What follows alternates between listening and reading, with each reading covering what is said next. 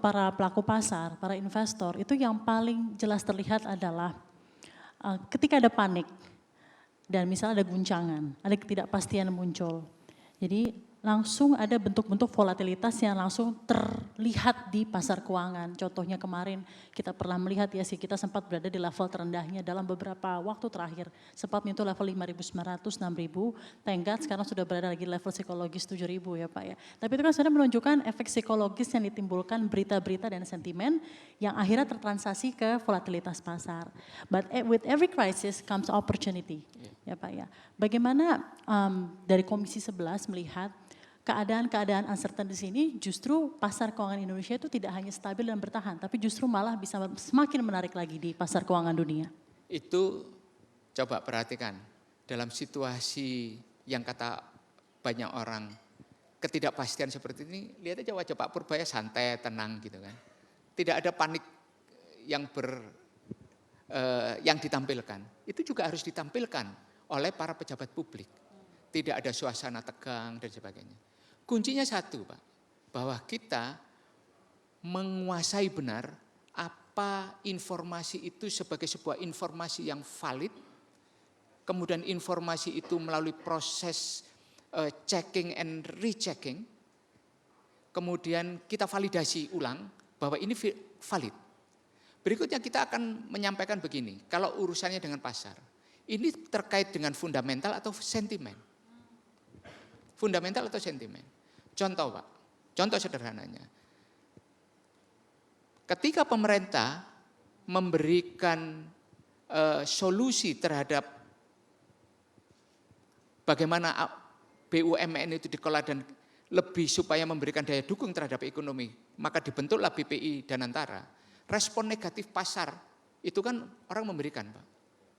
Bayangkan, Bank Mandiri, Bank BRI, Bank BNI, BTN, dan beberapa BUMN diberikan respon yang negatif. Harga. Justru di saat BRI bisa menghasilkan laba 60 triliun.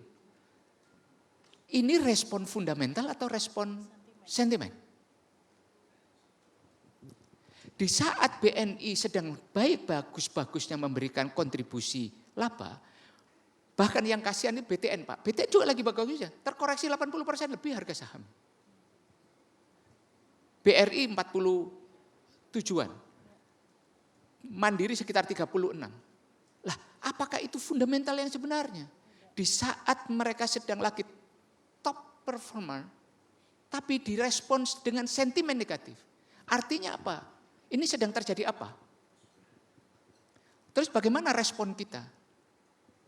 Dan kemudian orang, Pak, beberapa lembaga rating memberikan penurunan rating underweight kepada IHSG kita, dikaitkan dengan MBG yang dikatakan mengganggu kesinambungan fiskal.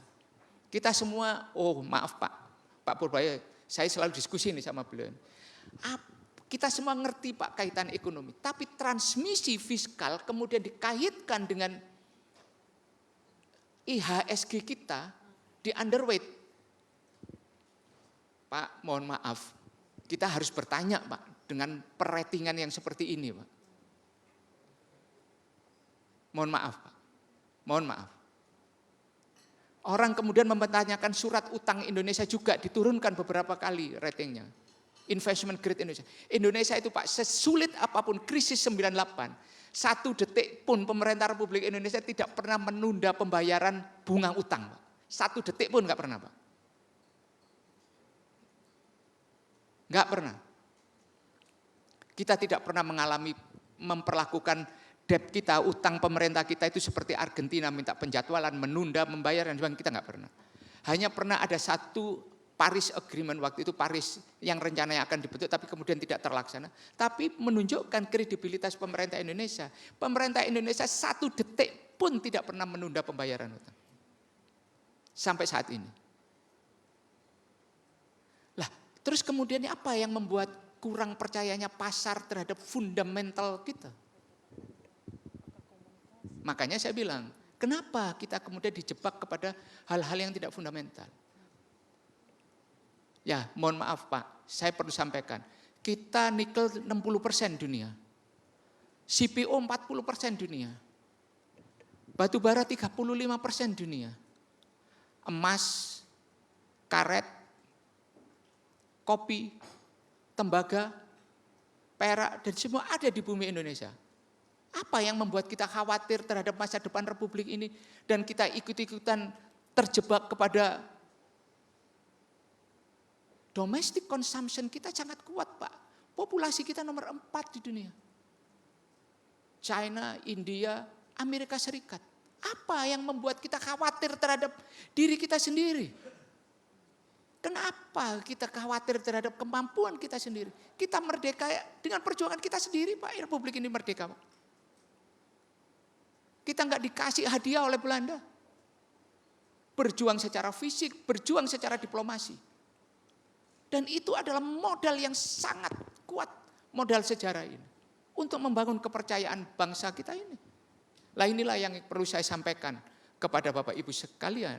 Bahwa kita ini pantas menjadi negara besar. Nggak ada perlu kekhawatiran. Terus kemudian kenapa kita masih khawatir dan masih memfollowing berita-berita yang membuat kita kehilangan kepercayaan diri itu? Itu. Apa yang membuat bapak-bapak itu kehilangan kepercayaan itu? Itu.